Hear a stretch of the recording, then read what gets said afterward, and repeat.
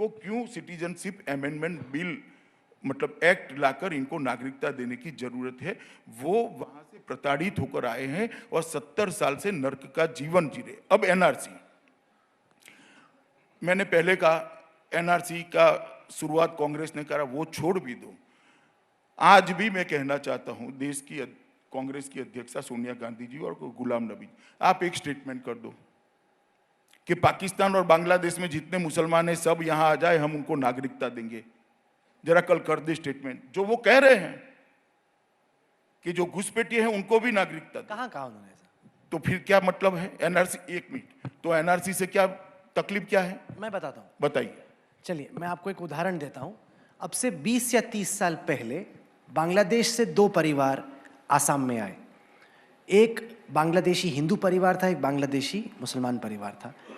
दोनों आए रोजगार की तलाश में, क्योंकि उस वक्त हिंदुस्तान में मेरी कहानी में अंतर है भैया। रोजगार मैं बताता हूं, पहले आप सुन लो। रोजगार की तलाश में दोनों नहीं आ सकते। एक हिंदू जो है वो प्रताड़ना से भाग कर आता है। ये तो आप अज्यूम कर रहे हैं कि जो हिंदू फैमिली आई वहां से उसका ढेर सारे हो रहा था, ढेर सारे कुछ का हो रहा होगा, कईयों का हो रहा होगा, लेकिन हर फैमिली का नहीं। ढेर जो जनसंख्या कम हुई है भाई, जो जनसंख्या कम हुई, यहां मुसलमानों की जनसंख्या बढ़ी, कम नहीं हुई भारत में। नहीं, वहां प्रताड़ना हो रही है, इसलिए उनकी जनसंख्या 30 से 7% और 23 से 3% हुई। ऐसे सरलता से आप जंप मत करिए कंक्लूजन पर, ऐसा नहीं होता है भाई। वास्तविकता यह है कि वहां पर प्रताड़ना हो रही है। मैं आपको ढेर सारे कैंपों में हो रही है, सही कह रहे हैं आप गृह मंत्री जी, इसमें कोई शक थोड़ी।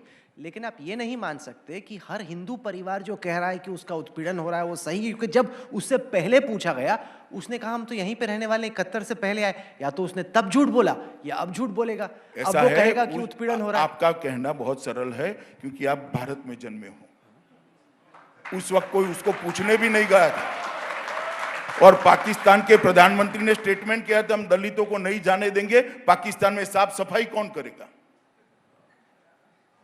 और उस वक्त कांग्रेस के प्रधानमंत्री चुप रहे थे।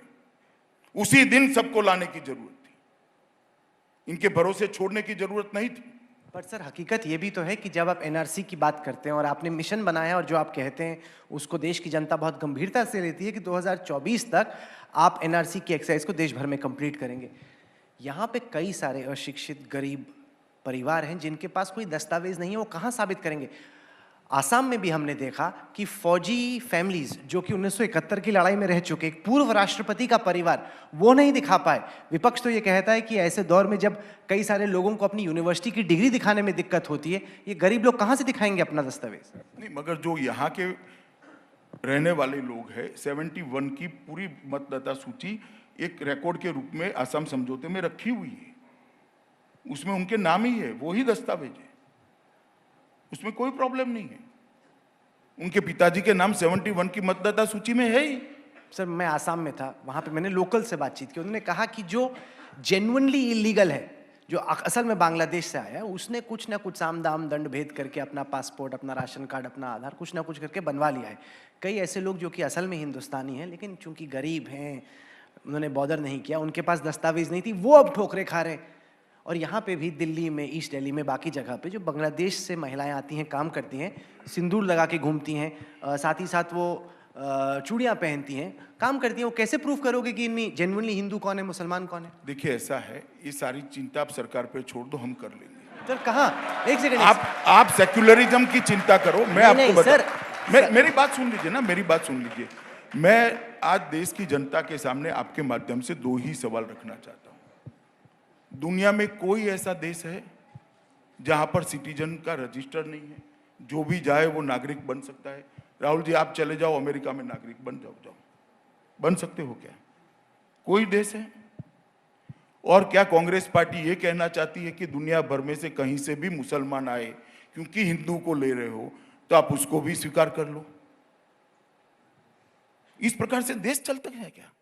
इस प्रकार से देश चल सकते हैं क्या? कभी नहीं चल सकते। और जहां तक भेदभाव का सवाल है, यूरोप के कई सारे देशों ने नियम बनाए हैं ग्रीन कार्ड और नागरिकता के लिए इतना इन्वेस्टमेंट करोगे तो ही हमारे यहाँ नागरिकता मिलेगी, तो गरीब के साथ भेदभाव नहीं है। आप किसी और देश एक सेकंड, इतना एजुकेशन होगा तो ही हम आपको नागरिकता देंगे, तो अनपढ़ के साथ भेदभाव नहीं है। तो भारत के लिटरेट साइंटिस्ट को ले रहे हो तो भारत के गरीब को भी ले जाओ भैया।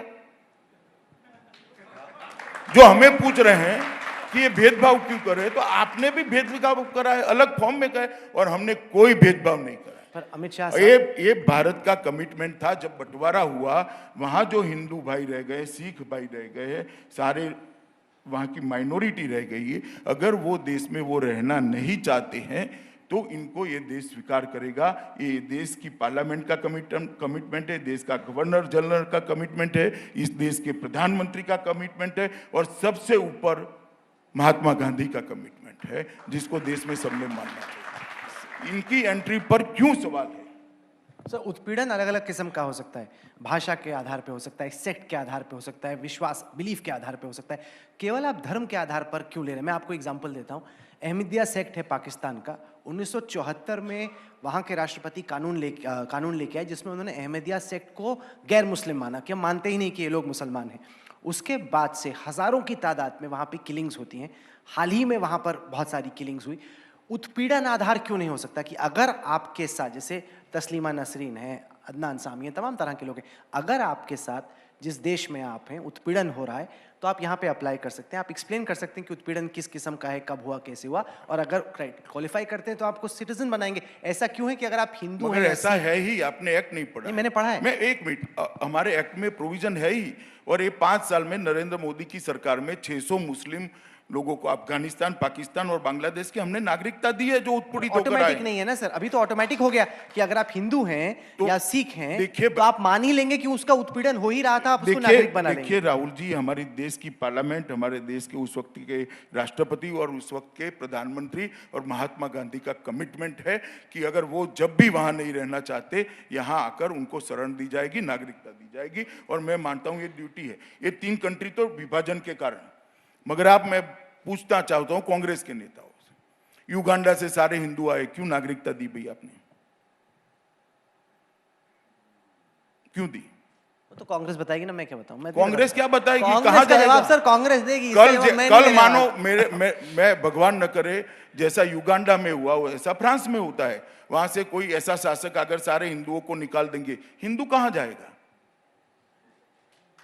दुनिया में जाएगा कहां? वो यहीं आएगा, और कहीं ना ही जा सकता, यहीं आएगा। कहां जाएगा? सिख कहां जाएगा भाई? यहीं आएगा। कहां जाएगा? अगर अफ्रीका से सबको निकाल दिया तो यहीं आए, तो आप, और हमने स्वीकारना चाहिए। इस कानून को आपने केवल इन 3 देशों तक सीमित क्यों रखा? श्रीलंका जैसे देश में कई सारे तमिल रेफ्यूजीज हैं, वो भी हिंदू हैं, जिनका भी वाकई में धर्म के आधार पर उत्पीड़न हो रहा है, वो क्यों नहीं आ सकते? श्री रविशंकर मांग कर रहे हैं, सुब्रमण्यम स्वामी आप ही की पार्टी के मांग कर रहे हैं कि आने दीजिए। ऐसा है कि देश में कई बार नागरिकता देने के अलग अलग प्रावधान बनाए गए, लंका के लिए भी बनाए गए। 6 लाख से ज्यादा फैमिली को, लंका से आए हुए तमिल भाइयों को हमने नागरिकता दी। उस वक्त इनको क्यों नहीं दी? क्योंकि एक प्रॉब्लम को हम एड्रेस कर रहे थे। युगांडा से आए तब इनको क्यों नहीं दी? क्योंकि ये प्रॉब्लम एड्रेस कर रहे थे। 71 में इंदिरा जी ने एक मास नागरिकता दी, 71 में, कि भाई बांग्लादेश से जो आए हैं सबको, अब तक जो आए उनको नागरिक बनाएंगे। दंडकारण्य प्रोजेक्ट भी 60 में आया, तो उस वक्त इनको क्यों नहीं दी? क्योंकि ये एक पर्टिकुलर प्रॉब्लम को सॉल्व करे। अभी हम ये 3 देश से जो माइनॉरिटी के लोग धार्मिक प्रताड़ना के कारण यहाँ आए हैं, इनके प्रॉब्लम को सॉल्व कर रहे हैं। अभी क्योंकि लोगों ने ये सवाल पूछा कि